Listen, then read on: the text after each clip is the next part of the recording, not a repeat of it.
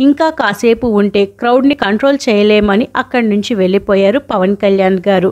అప్పుడే పవన్ కళ్యాణ్ గారి సింప్లిసిటీ గురించి తెలిసింది అని చెప్పారు లయ గారు.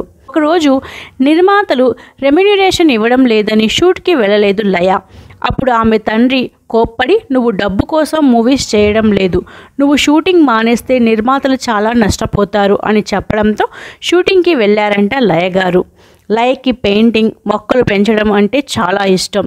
ఈ మధ్య లయ గారు ఇండియా రావడం, చాలా ఇంటర్వ్యూస్ ఇవ్వడం జరిగింది. ఒకరోజు బాలకృష్ణ గారితో ఒక షూటింగ్లో ఉన్నప్పుడు లయ గారు చూసుకోకుండా బాలకృష్ణ గారి కాలు తొక్కడం జరిగింది.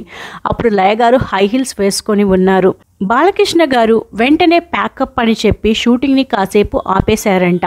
లయ గారు చాలాసేపు వరకు ఏడుస్తూనే ఉన్నారంట. అక్కడున్న వాళ్ళకి అర్థమైంది బాలకృష్ణ గారు ప్రాంక్ చేస్తున్నారని. లయ గారి మాత్రం అర్థం కాలేదు.